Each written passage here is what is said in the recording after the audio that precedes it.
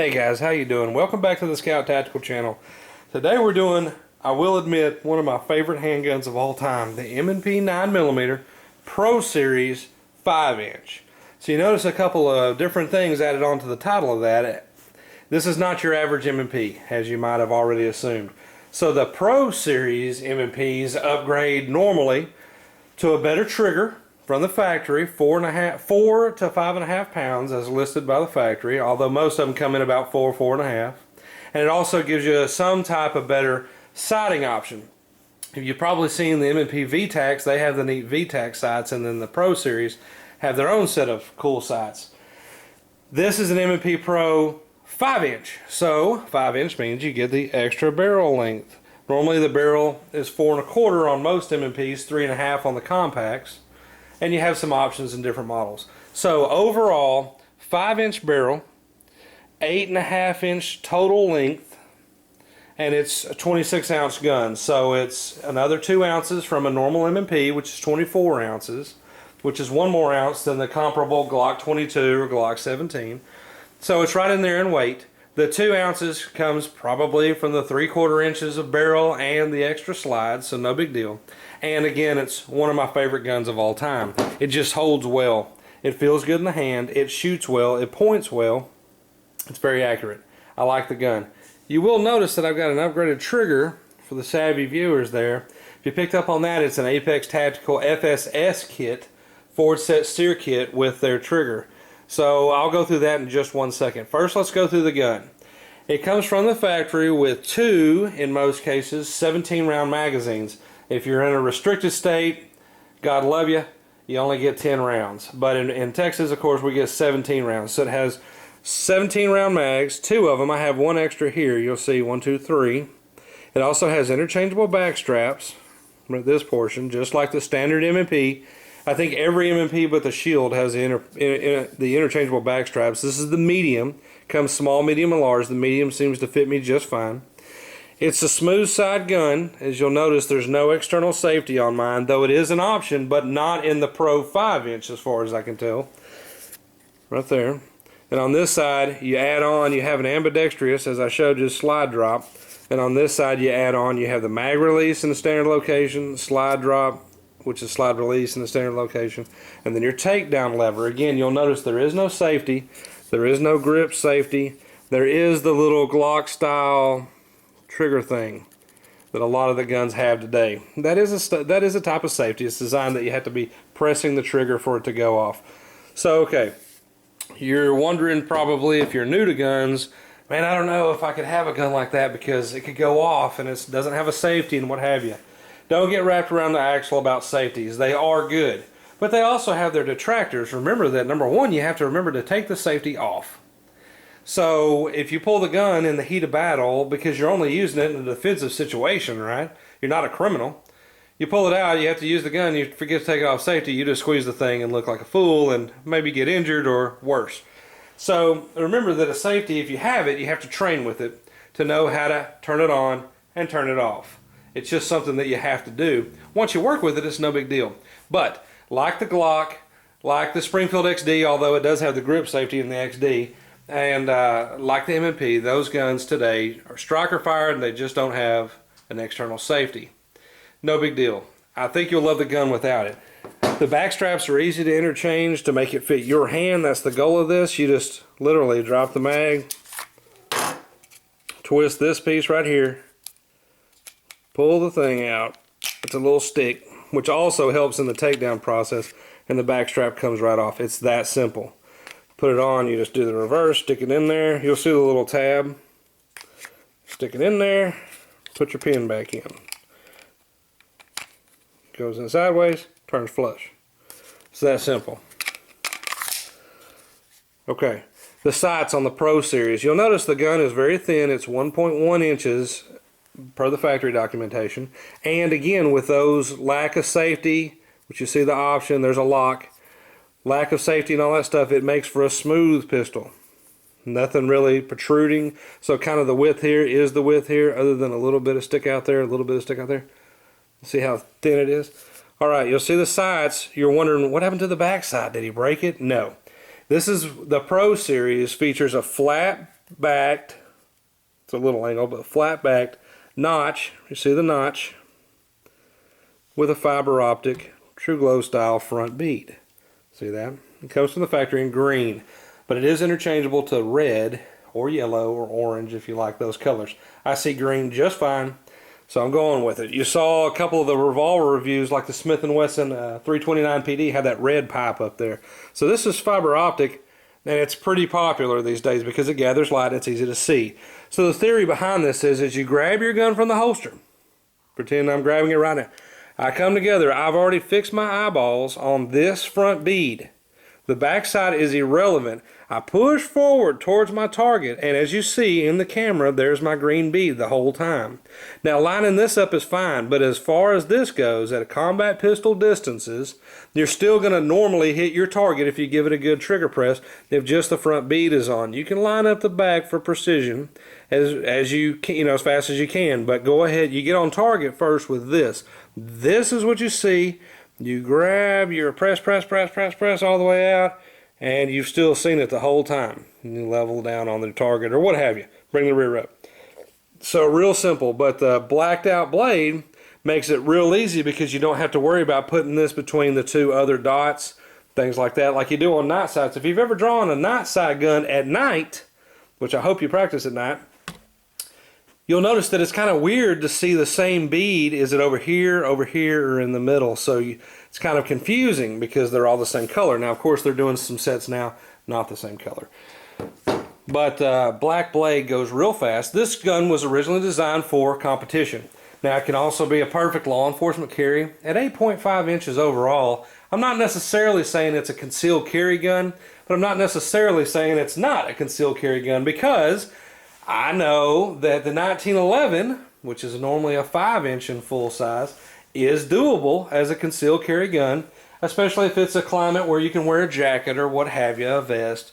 And so I won't say that the 5-inch Pro Series 9mm isn't a concealed carry gun.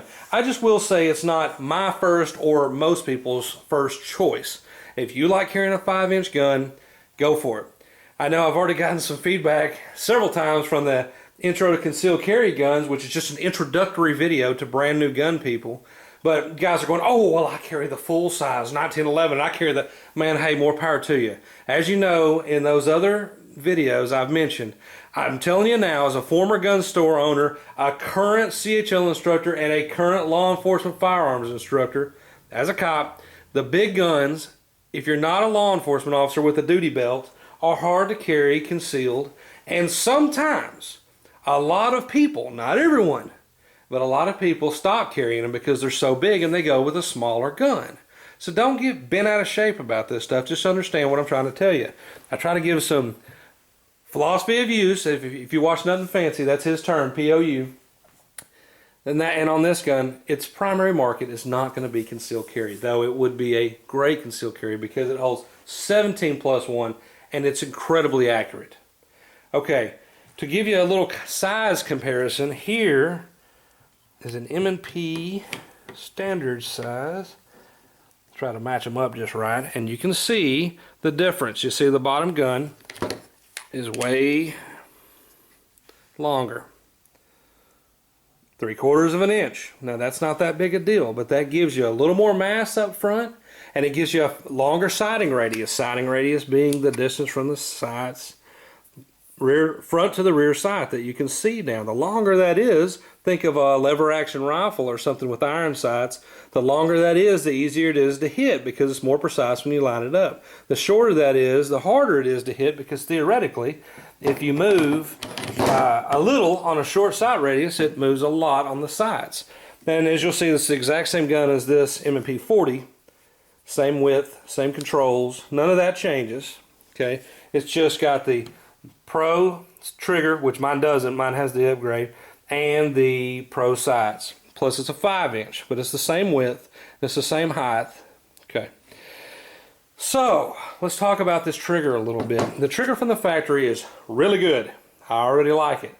I upgraded this because I wanted to shoot a little bit of competition, and this is a 9mm. I still wanted to use iron sights. It's not the core with the milled top. So on the 9mm, it's number one, cheap to shoot. If you're new to shooting, 40 and 45 get more expensive as you go up in caliber. So if you're trying to shoot a lot, the cheapest thing to shoot is 9mm. 9mm is perfectly effective, right? They've been using it in the military for years, still use it to this day. Most of the world uses 9mm in some form or fashion. So on this trigger, I'll show you that it's empty. Okay, gun's empty. Mag's empty. All right. Okay, had to grab a mag. Sorry for the pause. So on this firearm, on the standard M&P, you'll have some take up, which is this much. Take up meaning the distance that I squeeze and the gun does not go bang. Okay, and then it goes off. All right, so you saw that happening right there. All right, on the full size 5-inch with this Apex Tactical trigger kit, what this does for you, again, we're clear. What this does for you is you saw on the other one the take up. That's your take up. See that movement right there? That's all it is. So very little take up. Plus it's a big old cool metal trigger. But take up, fire. No over travel. Hardly any squeeze. About the same weight. And it's good to go. Let me show you the reset. I'm going to leave this down. Cock it. Which of course it's got an empty mag in. Okay. It's still pulled to the rear all the way. Watch this. You see that? The trigger, the back up, fire. It's already reset. Did you see the movement? Fire. It's already reset. Fire. So you see that it gives very little reset, forward set sear kit from Apex Tactical. Very little reset, very little take up, and a real smooth, crisp trigger. I think that's what makes this gun so dang accurate for me. It's literally just a freaking machine on the range. I had to, when I took the law enforcement handgun and shotgun instructor course, you had to shoot your handgun and hit the gong 10 out of 10 at 100 yards.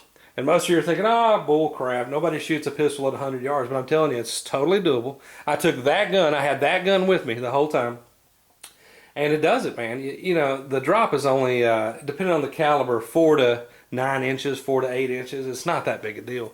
So you just hold on the target with a good grip, good sight picture, and a good squeeze.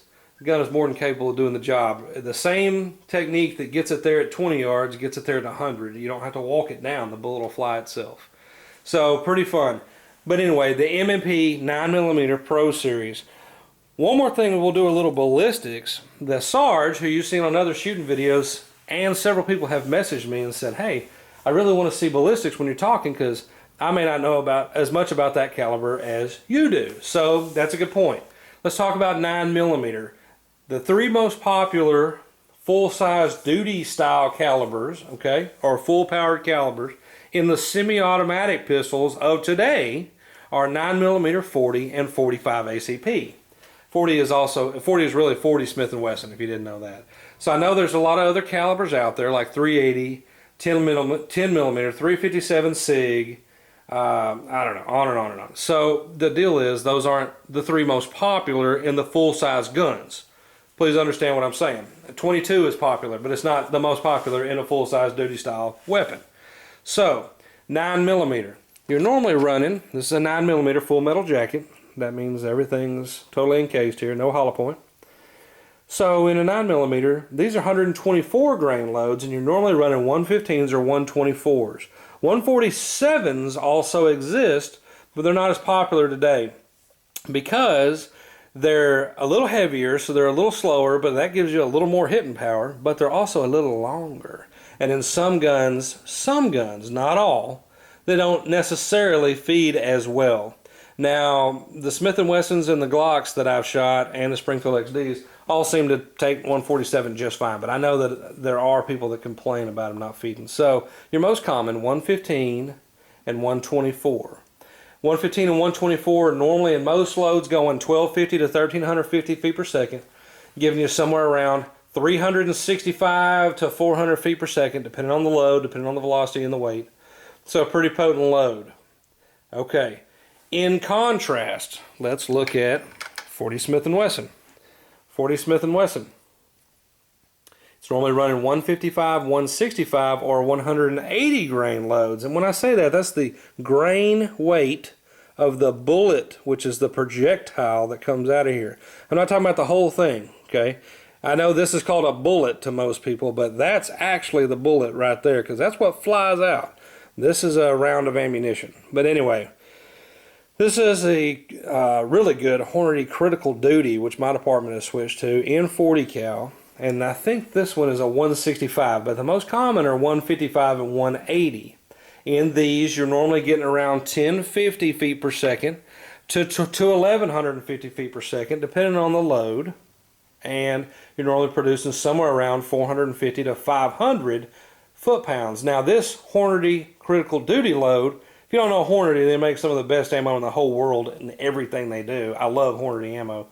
But this load is actually busting out 511 foot-pounds in their tests. So one of the most potent 40 loads around is the Critical Duty. But it is kind of plus P, and it is pretty snappy when you shoot it. You'll know you're definitely shooting it.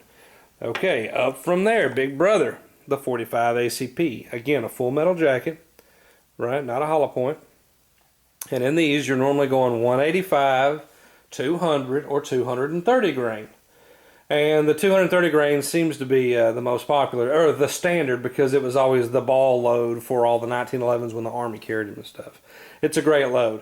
This is a 230 here. So what you're getting here is a lot slower round at 800 or 900 feet per second in most cases. I know there are some 1000s out there, but the standard stuff's 800 to 900, and you're still getting around 400, 450 feet per second. So the battle is it best to have the 9, the 40, or the 45? And my answer is yes, because that's a strange question. It's not really a case of one is necessarily better than the other.